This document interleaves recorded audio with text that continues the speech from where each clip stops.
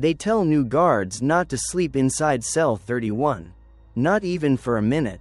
If you must step in, never sit on the bunk. Never pick up the iron cup on the floor. And above all, when someone whispers your name from the dark behind you, do not answer. The old detention wing is supposed to be retired. A row of rust and flaking paint at the end of a dead corridor. But the light above cell 31 still burns all night like an unblinking eye. The incident reports don't agree on details. One log says a rookie locked himself in as a dare. The next says the door swung shut on its own. The camera outside turned to static, and the audio recorded a chain dragging across concrete even though the chains in that room were removed years ago. When they finally pried the door open at dawn, the rookie stood inside with his palms pressed against the wall, as if listening through stone. He didn't speak for 3 days. When he did, he asked why they kept calling his name all night, and why the man in the corner wouldn't stop asking for his cup back. Believe what you want, but if you ever hear your name from behind the bars, keep your eyes down and walk away. His name was Daichi, a 32-year-old correctional officer who had grown used to the silence of night shifts. For 6 years he had worked at the prefectural detention center, a sprawling concrete complex built during the post-war era. By day, the place was loud with footsteps, keys rattling, and the murmurs of inmates. But at night, when most of the facility was locked down, it became a labyrinth of echoing corridors and heavy shadows. Daichi was not the type to believe in ghosts. His father had been a policeman, his mother a nurse. He had grown up with a respect for facts, not folklore, yet even he couldn't deny that the old East Wing had a reputation. The wing had been decommissioned a decade ago, its paint peeling, its bars rusting. Still, some guards whispered about screams that came from empty cells, about footsteps pacing when no one was inside. Cell 31 was always the center of those whispers. On this particular week, Daichi's routine was simple: patrol the main block, record hourly checks, and keep watch on the surveillance monitors. Nothing ever happened. He drank his vending machine coffee, marked the logbook, and told himself that the silence was a blessing. Yet he couldn't help noticing how the camera feed for the East Wing flickered more than the others. At first he assumed it was wiring, but sometimes the static formed shapes, shadows stretched like a man standing just beyond the bars. He would glance up, blink, and the image was gone. When his supervisor assigned him to do a physical inspection of the old wing, Daichi didn't complain. It was just another corridor, just another door. Still, as he pocketed the keys and headed toward the abandoned cells, he felt a weight settle in his stomach. The hall smelled of rust and mildew, the kind of dampness that clung to his uniform. His boots clicked against the floor in rhythms that sounded too much like another pair of footsteps falling in time with his own. He reminded himself, this was only a building, nothing more. But as the dim light of the East Wing swallowed him, Daichi had the sense that someone, or something, was waiting behind the bars of cell 31. Daichi's flashlight beam cut through the corridor, bouncing off metal bars dulled with age. Dust motes floated like tiny insects, disturbed by his passing. Cell 28, 29, 30, each one empty, each one reeking faintly of rust and mold. Then he reached cell 31. The air grew heavier here. He noticed it instantly, as though the atmosphere itself pressed against his chest.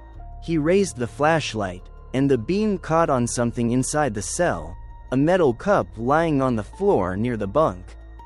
Odd, the reports said all furnishings had been cleared years ago.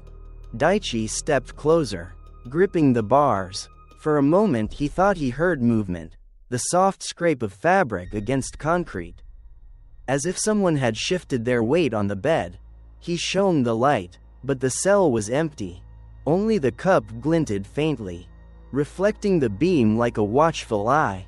Shrugging it off, he continued the inspection, writing a quick note in his log. Old debris, nothing unusual, but when he turned back, the cup was no longer by the bunk. It now sat directly against the bars. Right at his feet, Daichi froze. He hadn't heard it move. His ears strained for sound. But the corridor was silent, except for the faint buzz of the overhead bulb. He bent down slowly, picked the cup up, and turned it in his hand. It was ice cold, so cold it burned his skin. He set it back down and walked away quickly, shaking his head. Fatigue, that's all. Long shifts and too much caffeine. But the next night, during his routine patrol, the cup was back inside the cell, lying exactly where it had been the first time, by the bunk. As if waiting for him, the phenomena escalated in subtle but unnerving ways. Doors that he swore he'd locked stood ajar. His patrol keys, clipped securely to his belt, once went missing, only to be found later hanging from the inside of cell 31. He checked the security footage, but the recording for that hour dissolved into static. The screen filled with white noise and faint, rhythmic tapping sounds, like chains being dragged across concrete. One evening, while recording in the logbook, he heard it clearly for the first time, a whisper, faint but distinct, calling his name. Daichi. He spun around, flashlight sweeping the corridor, empty. His radio crackled to life on his shoulder. Though no one had spoken, he tightened his grip on the logbook, forcing a laugh. You're imagining things, he muttered to himself. But when he turned back to the page, his heart nearly stopped. Written beneath his last line, in handwriting that was not his own, were 4 words. Give me my cup. His pulse thundered in his ears. He slammed the book shut, scanning the hall. He was alone, or so he wanted to believe. But that night, even as he returned to the guard station, he could swear he heard the metallic clink of a cup being dragged slowly across concrete. Following him down the corridor, Daichi stopped joking about the cup. He stopped telling himself he was tired, that it was just his mind. The phenomena would not let him believe in anything so simple anymore. It began with sound. The corridors of the East Wing were normally silent, the kind of silence that pressed against the ears. But now, each time he passed cell 31, he heard the steady rhythm of chains dragging across the floor, sometimes faint, sometimes louder, always measured, as if someone were pacing back and forth with shackles on their ankles. Then came the smell, metallic and sharp, like iron left too long in the rain. It followed him into the watch station, clung to his uniform, and filled his lungs until he swore he tasted rust on his tongue. On the third night, the logbook incident repeated. Daichi had placed it on the desk in the station, miles away from the cell. When he returned from patrol, the log lay open. The words, "Give me my cup," scrawled again, this time written 3 times. Each line darker and more jagged than the last. His pen was still resting beside it. His hands trembled as he flipped the page. The pressure of the writing had bled through, carving faint grooves onto the paper beneath. Daichi began researching. Old guard records mentioned cell 31 in whispers. A prisoner, decades earlier, had died there. The story was fragmented. Some said suicide, others claimed execution, but every version agreed on one detail. The inmate had begged for water, clutching his tin cup against the bars, until his voice gave out. When they found him, the cup was still clutched in his hand, his knuckles stiff in death. The details gnawed at Daichi's mind. He thought of the cup, appearing and reappearing as if demanding to be acknowledged. He thought of the whispers calling his name, the writing in the logbook. It wasn't random, it was directed at him. Sleep offered no escape. He began dreaming of cell 31, the iron bars slick with condensation, the cup rattling against the concrete floor. In the dream, he always stood outside the cell, unable to move, while a shadow sat hunched on the bunk. It would lift its head slowly, revealing hollow eyes and cracked lips that parted just enough to rasp, "Daichi, give it back." The dreams bled into waking life. One night during patrol, he glimpsed a figure sitting inside cell 31. For an instant he thought it was a trick of shadow. But the shape was too clear, a man, gaunt and bony, cradling something in his hands. The beam of his flashlight cut across the cell, and there was nothing there. Yet the sound of rattling metal echoed after him, long after he fled back down the corridor. By the end of the week, the phenomena had grown impossible to ignore. His colleagues began to notice his shaking hands, the dark circles under his eyes. When asked, he lied, just tired. Too many shifts. He didn't dare tell them the truth. Who would believe that a dead prisoner was following him, demanding a cup that should not exist? But the worst came on a Saturday night. During the quietest hours of the shift, Daichi was reviewing camera feeds when every monitor blinked to static, except one. The East Wing camera glowed with grainy black and white. In the center of cell 31 stood a figure. Back turned, shoulders hunched, the man's head lifted slowly. And even through the static, Daichi could see the hollow sockets where eyes should have been. The figure raised one hand, showing the cup, and then turned toward the camera. Daichi's own name scrawled across the bottom of the screen, letter by letter, as though typed by invisible hands. Daichi. He tore his eyes from the monitor, his breath shallow, but the whisper was already in the room with him, curling around his ear. "Give me my cup." The lights above him flickered, and from the corner of the watch station came the sound of metal sliding across concrete. When he turned, the cup was waiting there, perched on the floor, gleaming in the artificial light. Daichi realized then that the spirit wasn't confined to cell 31 anymore. It was following him. Daichi couldn't shake the thought that the prison itself was trying to speak to him. The old reports had been vague, but the fragments gnawed at him until he found himself combing through the archives late one afternoon. The storage room smelled of mildew and old paper, but tucked inside a battered file box, he uncovered a folder marked Incident, East Wing, Cell 31. The file was thin. A prisoner named Kuroda Haruto had died in custody nearly 40 years ago. The official line claimed suicide, but the details didn't fit. Haruto had been awaiting trial for theft, not a violent crime, and several guards testified that he had grown increasingly desperate in his last days. He had begged for water, rattled his tin cup endlessly against the bars, and shouted that they were trying to silence him. One statement mentioned blood on the floor, not from wounds but from his lips cracked raw from thirst. Another, written in hurried pen, simply said, he kept asking for his cup, even after he stopped breathing. Daichi's hands trembled as he read. The haunting wasn't random. Haruto's death had been cruel, slow, and possibly deliberate. The prison had smothered it under paperwork, burying the truth in thin reports and silence.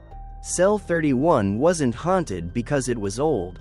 It was haunted because justice had never been done. He remembered the chilling detail, the way the cup had appeared and disappeared. The writing in the logbook, the whispers calling his name. The spirit wasn't simply tormenting him, it was replaying its last desperate hours. The cup wasn't just an object, it was a symbol of the thirst that had ended Haruto's life. The only thing he clung to in his final moments. That night, Daichi returned to the East Wing, compelled by something stronger than fear. He carried a bottle of water in one hand, the flashlight in the other. The corridor was colder than ever, the walls sweating with damp. As he reached cell 31, the familiar sound began, the rattle of metal, the dragging of chains. He stepped closer, his voice unsteady. "Haruto, is this what you want?" He held the bottle up to the bars. The rattling stopped, silence pressed in heavy, suffocating. Then, slowly, the cup appeared again, sliding across the floor of the cell until it tapped gently against the bars. Daichi's chest tightened. He knelt, pouring water carefully into the cup. The liquid shimmered under the weak light. For a moment, nothing happened. Then the temperature plummeted, his breath fogging in the air. A shadow rose from the bunk, vague but unmistakably human, leaning toward the cup as though drinking. For the first time, the whisper was not a demand. It was a sigh, soft, exhausted, filled with release. But just as quickly as it had begun, the shadow stiffened, its head snapping toward Daichi. Empty eye sockets bored into him. The sigh turned into a hiss, guttural and angry. "You let me die." Daichi stumbled back, heart pounding. "No, I wasn't even here then." His voice cracked, echoing down the hall. The shadow stepped forward, pressing against the bars, its mouth gaped too wide, words spilling like broken glass. "You're one of them. You all watched. You all turned away." The cup clattered violently, spilling water across the floor. The sound reverberated like thunder, and Daichi realized with dawning horror that the ritual hadn't been enough to satisfy the spirit. Haruto didn't just want water. He wanted someone to suffer the way he had. The air inside the east wing turned suffocating, each breath like inhaling water. Daichi staggered back, his flashlight beam slicing across the cell. The shadow inside was no longer vague, it was solidifying. Shoulders hunched, arms gaunt, wrists scarred where shackles once bit deep. Its head tilted, mouth opening wider than any human jaw should. The sound that poured out was not a voice but a shriek. Metallic and endless, as if an iron cup were being scraped against stone. Daichi clamped his hands over his ears, stumbling toward the exit, but the door at the end of the corridor slammed shut with a deafening crash. The keys at his belt rattled violently, then tore themselves free, clattering down the hall into the dark. He was trapped. From inside the cell, the cup rattled again, this time lifting into the air. It floated across the bars and dropped to the floor at Daichi's feet. The message was unmistakable. "Drink." He stared at the cup, his mouth dry, heart pounding. He shook his head. "I can't, I won't." The lights flickered red, the corridor warping around him. Bars elongated like twisted ribs, walls breathing in and out.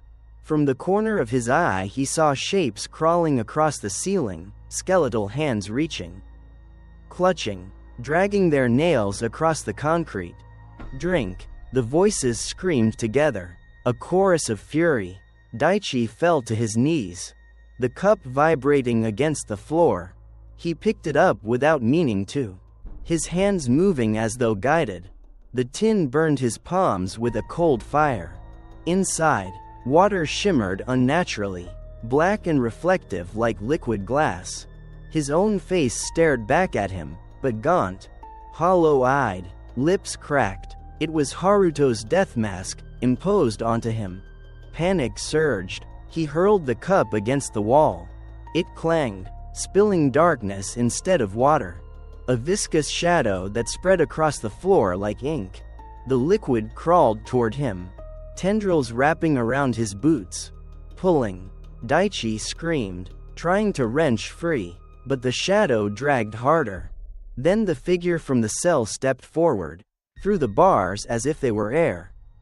The prisoner's form loomed over him, chains clinking, eye sockets empty yet burning with rage. Its mouth opened again, whispering his name. "Daichi, you let me die." The tendrils surged up his legs, pulling him to the floor. His vision blurred, the world twisting. He felt the cold iron taste of water in his throat. though he hadn't swallowed anything. He gagged, coughing, but the sensation only deepened, as if he were drowning on dry land. In desperation, he shouted, "I'm not one of them. I didn't kill you." The figure froze, its head jerking violently, twitching as though torn between rage and recognition. The corridor fell silent, only the sound of the cup rolling in a slow circle filled the air. Then, softly, the voice returned, cracked and broken. "Then suffer, as I did." The shadow plunged into him, filling his chest with icy fire. Daichi convulsed, choking, his body thrashing on the concrete floor. Images flooded his mind, Haruto banging the cup against the bars, begging for water, the guards ignoring him, the endless thirst, the final collapse. He was forced to feel it all, to die again and again in Haruto's place. When the sensation finally released, Daichi lay trembling, drenched in cold sweat, his throat raw as if he had screamed for days. The corridor was empty, the shadow gone, the cup sat quietly by his hand, dented, motionless, but he knew it was not over. The spirit had not vanished, it had passed something into him, left its mark. His reflection in the water-stained floor told him everything. His own eyes no longer looked like his. They were hollow, shadowed, and thirsty. Daichi staggered to his feet, clutching the bars for balance. Behind him, Cell 31 stood silent, but the door had swung open wide, as if inviting him inside. He fled. Morning light seeped into the prison like a pale apology. But for Daichi it offered no comfort. He left his post without a word, his uniform clinging damp to his skin, his throat raw as if he had swallowed fire. The cup had not followed him into the guard station, but he felt its weight inside him all the same, as if it had etched itself into his bones. He filed no report, he told no one about Cell 31. Instead, he handed in his resignation the next day, claiming exhaustion and family reasons. His supervisor barely looked at him, just stamped the form and moved on. Perhaps they already knew. Perhaps they, too, had learned never to speak of what lived in that corridor. Daichi moved to a small apartment on the other side of the city, far from the detention center. He told himself it was over. Yet the silence never left. At night, when the building settled, he swore he heard a faint rattle, metal against concrete. Steady and patient, when he closed his eyes, the dreams returned, the bunk, the shadows, the cracked lips whispering through thirst. One evening, as he prepared to wash his face, he noticed the sink water shimmer unnaturally. He leaned closer. For a heartbeat, it was not his reflection staring back, but a gaunt man with hollow eyes and a tin cup raised in his hand. Daichi staggered back, his breath caught in his chest. The image vanished, but the water still rippled, as if something beneath had moved. Cell 31 remained locked away in the east wing, its bars rusting further with each year. But those who patrolled at night whispered of a new sound echoing in the corridors, a man's voice, hoarse and desperate, calling again and again for water. And sometimes, when the logbook was left open, a single line appeared in the dark ink. "Give me my cup." Some stories linger not because of their terror, but because of the truth buried beneath them. The haunting of Cell 31 is not only about a restless ghost or an old prison steeped in shadows. It is about neglect, silence, and the cruelty of forgetting.